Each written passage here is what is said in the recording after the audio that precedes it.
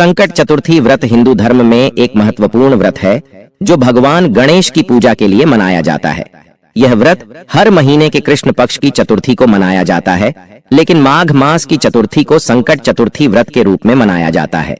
भक्तों, तो आज मैं इस वीडियो में आपको ऐसी एक दुर्लभ जानकारी देने जा रहा हूं जो कि आपके लिए जाना बेहद ही ज्यादा जरूरी है। आप सबको यह तो पता ही होगा कि हर महीने में संकट चतुर्थी व्रत पड़ता है और जो माघ का महीना है उसमें भी संकट चतुर्थी व्रत पढ़ने जा रहा है। तो आज हम इस वीडियो में संकट चतुर्थी व्रत के बारे में सभी प्रकार की जानकारी को जानेंगे और साथ ही भक्तों यह भी जानेंगे कि संकट चतुर्थी व्रत में ऐसी वह कौन सी चीज है जिन्हें खाना वर्जित माना गया है। चलिए भक्तों, अब जानेंगे। सबसे पहले हम संकट चतुर्थी व्रत का महत्व क्या होता है, संकट चतुर्थी व्रत और इसका महत्व भी संपूर्ण जानकारी देने वाले हैं। संकट चतुर्थी व्रत को भगवान गणेश की पूजा के लिए मनाया जाता है, जो भगवान गणेश को प्रसन्न करने के लिए विशेष है। संकट निवारण, संकट चतुर्थी व्रत को संकट निवारण के लिए मनाया जाता है, जो भगवान गणेश की कृपा से संकटों का नाश होता है। सुख समृद्धि, संकट चतुर्थी व्रत को सुख समृद्धि प्राप्त करने के लिए मनाया जाता है, जो भगवान गणेश की कृपा से जीवन में सुख और समृद्धि आती है। बस तो ऐसा कहा जाता है कि जो संकट चतुर्थी का व्रत होता है वह संकटों का निवारण करने के लिए भी रखा जाता है। संकट चतुर्थी व्रत का मुख्य उद्देश्य संकटों और कठिनाइयों का निवारण करना है। भगवान गणेश जी की पूजा करके व्यक्ति अपने जीवनी के संकटों और कठिनाइयों को दूर कर सकता है और एक स्वस्थ और स्वास्थ्यिक जीवन बिता सकता है। भक्तों, कहा जाता है कि भगवान श्री हरि गणेश जी को सुकून को हारने वाला, वह बुद्धि को दान करने वाले दाता के रूप में माना जाता है। ऐसा कहा जाता है कि भगवान जी गणेश अगर किसी से प्रसन्न हो तो उनकी उनके ऊपर असीम कृपा बनी रहती है। अगर कोई व्यक्ति सच्चे मन से, श्रद्धा से कोई भी स्त्री या फिर पुरुष इस व्रत को करता है तो उसके ऊपर गणेश जी की असीम कृपा बनी रहेगी। भगवान गणेश जी की पूजा मानसिक शांति और सुख के लिए भी की जाती है। संकट चतुर्थी व्रत के दौरान व्यक्ति को मानसिक शांति और सुख की अनुभूति होती है। भगवान गणेश जी की पूजा करके व्यक्ति अपने मन को शांत और सुखी बना सकता है। कहा जाता है कि गणेश जी की पूजा अगर कोई सच्चे मन से करे तो उसके सभी पापों का निवारण भी होता है। संकट चतुर्थी व्रत को संकट हरने वाली चतुर्थी भी कहा जाता है। कहा जाता है कि पापों का नाश, संकट चतुर्थी व्रत के दौरान भगवान गणेश जी की पूजा करके व्यक्ति अपने पापों का नाश कर सकता है। भगवान गणेश जी की कृपा से व्यक्ति के पाप नष्ट हो जाते हैं और वह पवित्र और शुद्ध हो जाता है।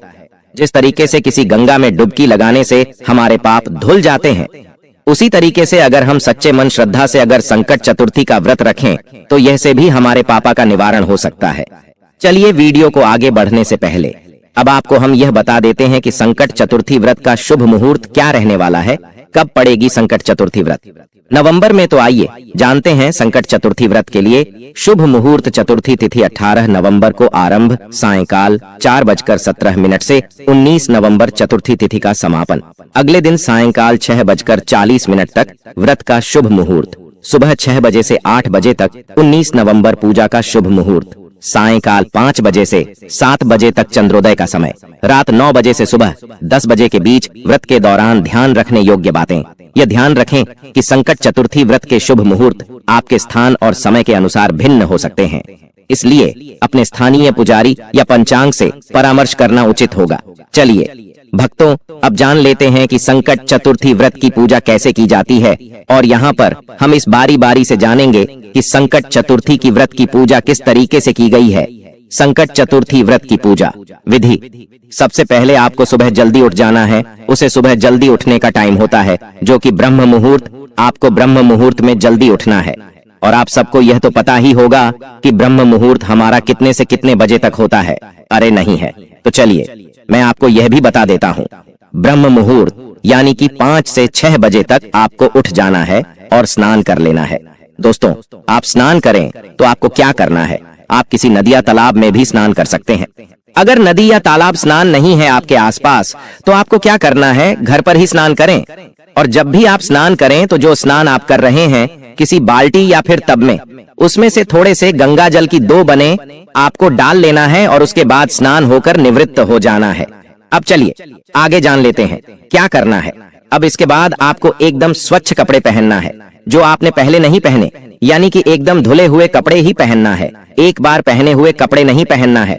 इसके बाद आपको क्या करना है, जो भगवान गणेश जी हैं उनके आगे आपको हाथ जोड़ लेना है और हाथ जोड़कर आपका जो भी मंदिर है वहां पर बैठ जाना है।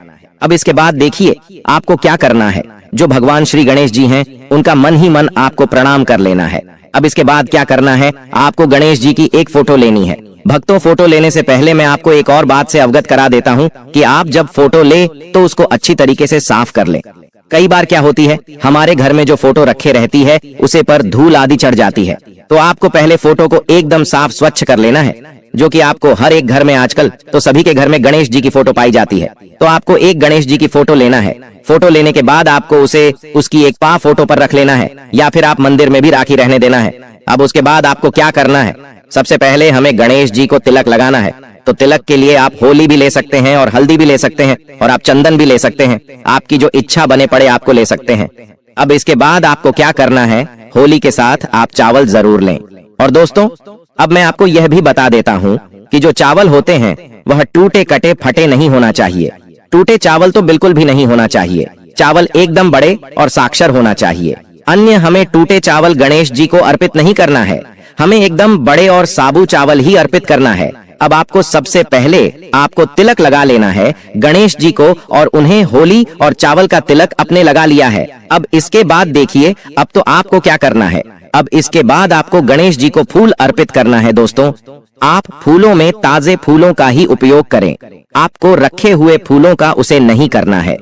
हो सके तो फूलों में आप पीले रंग का फूल उसे करें तो वह बहुत ही ज्यादा शुभ माना जाता है, क्योंकि भगवान गणेश जी को पीला रंग अत्यंत पसंद है। इसलिए आप हो सके तो पीले रंग का फूल एक अवश्य ले। अब इसके बाद आपको क्या करना है, भगवान गणेश जी के लिए अपने पूजा के लिए एक लोटा तो लिया ही होगा। अब उसे लोटे में थोड़े से आपको चावल डाल लेना है। चावल डालने के बाद आप थोड़ा सा उसे में से हमें जल लेना है और गणेश जी के ऊपर छिड़क देना है। अब इसके बाद आपको एक थाली तैयार करना है। थाली तैयार करने के लिए आपको उसमें ज्यादा कुछ नहीं रखता है, बस एक दीपक रख लेना है और 2 अगरबत्ती लगा लेना है। इसके बाद आपको और उसमें जो आप फूल चढ़ाए थे उसमें से एक फूल उसे थाली में रख ले, और इसके बाद एक मिठाई भी रख सकते हैं थाली में भोग लगाने के लिए, जो हम बाद में लगाएंगे। अब इसके बाद आपको क्या करना है, थाली को एकदम रेडी कर लेना है। अब इसके बाद गणेश जी की आरती करना है। आरती को करने के बाद आप आरती को सभी को दे दें। अब इसके बाद आप अपने व्रत का शुभारंभ कर सकते हैं, भगवान गणेश की आरती करें। अब इसके बाद आप प्रसाद को सभी लोगों में वितरित कर दें। आपकी जो भी घर परिवार में जितने भी लोग हैं सभी को प्रसाद के रूप में जो आपने भोग लगाया था गणेश जी को, उसे प्रसाद को आप सभी में वितरित कर दें। भक्तों का मैं आपको यह भी बता देता हूँ कि संकट चतुर्थी व्रत की रखने के क्या क्या फायदे होते हैं। भगवान गणेश की कृपा प्राप्त होती है, संकटों का नाश होता है, सुख समृद्धि प्राप्त होती है, आत्मा की शुद्धि होती है। भगवान गणेश की कृपा से जीवन में सुख और समृद्धि आती है। चलिए भक्तों, अब जान लेते हैं वह कौन सी महिला है जिन्हें संकट चतुर्थी व्रत नहीं रखना चाहिए। इस व्रत को रखने से बचना चाहिए, क्योंकि अगर ऐसे में भी व्रत रखती है तो उन पर पाप लगता है और वह पाप की भागीदार बन जाती है। संकट चतुर्थी का व्रत सभी महिलाएं रख सकती हैं, लेकिन कुछ महिलाओं को यह व्रत रखने से पहले अपने डॉक्टर या पुजारी से परामर्श करना चाहिए। महिलाओं को संकट चतुर्थी का व्रत रखने से पहले सावधानी बरतनी चाहिए। गर्भवती महिलाओं को संकट चतुर्थी का व्रत रखने से पहले अपने डॉक्टर से परामर्श करना चाहिए। मासिक धर्म वाली महिलाओं को संकट चतुर्थी का व्रत रखने से पहले अपने पुजारी से परामर्श करना चाहिए। बीमार महिलाओं को संकट चतुर्थी का व्रत रखने से पहले अपने डॉक्टर से परामर्श करना चाहिए। शिशु को स्तनपान कराने वाली महिलाओं को संकट चतुर्थी का व्रत रखने से पहले अपने डॉक्टर से परामर्श करना चाहिए। मानसिक रूप से कमजोर महिलाओं को संकट चतुर्थी का व्रत रखने से पहले अपने डॉक्टर से परामर्श करना चाहिए। रक्तचाप से पीड़ित महिलाओं को संकट चतुर्थी का व्रत रखने से पहले अपने डॉक्टर से परामर्श करना चाहिए। यह ध्यान रखें कि संकट चतुर्थी का व्रत रखने से पहले अपनी सेहत और परिस्थितियों का ध्यान रखना आवश्यक है। संकट चतुर्थी का व्रत विशेष रूप से उन महिलाओं के लिए उपयुक्त है जो विवाहित विवाहित महिलाएं अपने पति की दीर्घायु और सुखी जीवन के लिए संकट चतुर्थी का व्रत रख सकती हैं। सुहागिन महिलाएं अपने सुहाग की रक्षा और पति की सेहत के लिए संकट चतुर्थी का व्रत रख सकती है। माताएं अपने बच्चों की सेहत और सुखी जीवन के लिए संकट चतुर्थी का व्रत रख सकती हैं। अविवाहित महिलाएं अपने भविष्य के पति की खुशी और सुखी जीवन के लिए संकट चतुर्थी का व्रत रख सकती हैं। भगवान गणेश की भक्त महिलाएं अपने भगवान की कृपा प्राप्त करने के लिए संकट चतुर्थी का व्रत रख सकती हैं। चलिए भक्तों, अब मैं आपको एक और बात बता देता हूं जो आपके लिए जाना भी है, जरूरी है। तो ऐसी महिलाएं अपने जान लीजिए, न व्रत रखना चाहिए और कि नहीं रखना चाहिए। अब मैं आपको एक और ऐसी महिलाओं के बारे में बताता हूं जिन्हें यह व्रत अवश्य ही रखना चाहिए। अगर किसी के पति के ऊपर संकट चल रहा है, पहले से पति बीमार है, विपत्ति में है और उसके ऊपर भारी संकट बना हुआ है, तो अगर आप अपने पति की सुख समृद्धि चाहती हैं तो आपको यह व्रत अवश्य ही रखना है। और आपको इस व्रत के बारे में इस वीडियो में संपूर्ण जानकारी भी दी गई है। तो भक्तों, आपको यह जानकारी अच्छी लगी हो तो चैनल को सब्सक्राइब जरूर कर लें। चलिए अब आगे जान लेते हैं संकट चतुर्थी का व्रत रखने वाली महिलाओं को निम्नलिखित लाभ हो सकते हैं। नंबर 1, भगवान गणेश की कृपा प्राप्त होती है। नंबर 2, संकटों का नाश होता है। नंबर 3, सुख समृद्धि प्राप्त होती है। नंबर 4, आत्मा की शुद्धि होती है। नंबर 5, भगवान गणेश की कृपा से जीवन में सुख और समृद्धि आती है। चलिए बात तो अब एक विशेष रूप की जानकारी जान लेते हैं। जो संकट चतुर्थी व्रत के बारे में जानना है वह भी ज्यादा जरूरी है। तो संकट चतुर्थी व्रत में आपको कौन सी चीज खाना चाहिए और कौन सी नहीं खाना चाहिए और कौन सी चीजों को आपको दूर रहना चाहिए, तो हम आज इस वीडियो में और इस सभी प्रकार की जानकारी को भी जानेंगे। तो वीडियो को आपको अंत तक बने रहना है और वीडियो को आपको पूरा ही देखना है, तभी आपको सभी प्रकार की जानकारी उपलब्ध होगी। संकट चतुर्थी व्रत एक महत्वपूर्ण व्रत है। वैसे तो हिंदू धार्मिक में बहुत से व्रत होते हैं जो कि निर्जला रखे जाते हैं, लेकिन कुछ ऐसे खाद्य पदार्थ हैं जिनका सेवन हम व्रत में कर सकते हैं, जबकि कुछ अन्य खाद्य पदार्थों से परहेज करना चाहिए। कुछ ऐसे भोजन हैं जिनका उपयोग हमें व्रत में खाता ही नहीं करना चाहिए। इनका उपयोग करने से व्रत टूट जाता है और हमें किसी भी प्रकार का पूजा का कोई फल प्राप्त नहीं होता। उल्टा इसका दुष्प्रभाव हमारे जीवन पर पड़ता है। इसलिए इन चीजों से परहेज करना चाहिए। चलिए जानते हैं कि व्रत में वह कौन से खाद्य पदार्थ जिनका सेवन हम संकट चतुर्थी व्रत में कर सकते हैं। जैसे फलों का उपयोग हम व्रत में कर सकते हैं। ताजे फलों का सेवन हमें करना है, जैसे कि सेब, केले, अनार, पपीता और अंगूर। ध्यान रखें कि व्रत में अनानास का फल के सेवन से बचना चाहिए। अनानास का सेवन हमें व्रत में कतई नहीं करना चाहिए, क्योंकि इसके नाम से ही अर्थ होता है नाश करने वाला। इसलिए अनानास का फल का सेवन हमें नहीं करना है। इसके अलावा कुछ ऐसी सब्जियां भी हैं जिनका सेवन हम व्रत में कर सकते हैं, जैसे कि आलू, शकरकंद और मटर हाथी का उपयोग करना है। संकट चतुर्थी व्रत में अनाज का सेवन कतई नहीं किया जाता, लेकिन कुछ ऐसे अनाज है जिनका सेवन हम व्रत के दौरान कर सकते हैं, जैसे कि साबूदाना, सिंघाड़ा और समक चावल आदि का उपयोग व्रत के दौरान कर सकते हैं। व्रत में आप कुछ जलीय पदार्थ हैं जिनका सेवन व्रत में कर सकते हैं, जैसे कि दूध और दही। दूध और दही का सेवन करना शुभ माना जाता है। जलीय पदार्थ का सेवन करने से शरीर में ऊर्जा बढ़ती है और बहुत प्रकार के विटामिन शरीर को मिलते रहते हैं। इससे व्रत रखने में कठिनाई नहीं आती है और शरीर स्वस्थ बना रहता है। संकट चतुर्थी व्रत में आप कुछ ड्राई फ्रूट्स हैं जिनका सेवन भी कर सकते हैं, जैसे कि कुछ मेवे, जैसे कि बादाम, अखरोट और पिस्ता।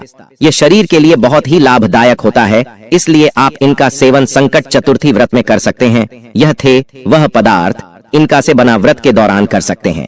अब चलिए दोस्तों जानते हैं ऐसे कौन से वह पदार्थ हैं या अनाज हैं इनका सेवन हमें व्रत में भूल कर भी नहीं करना है, अन्यथा लगता है भगवान गणेश जी क्रोधित हो जाते हैं और व्रत टूट जाता है। व्रत का किसी भी प्रकार का कोई फल हमें प्राप्त नहीं होगा और व्रत टूट जाता है। हिंदू धर्म में बताए जाने वाले ऐसे पदार्थ जिनका हमें परहेज चाहिए। नमक। संकट चतुर्थी व्रत में नमक का सेवन नहीं करना चाहिए। तेल और घी का सेवन नहीं करना चाहिए। मांसाहारी भोजन का सेवन नहीं करना चाहिए। व्रत में हमेशा तामसिक भोजन का सेवन करना चाहिए। हिंदू धर्म में तामसिक भोजन को शुद्ध बताया गया है।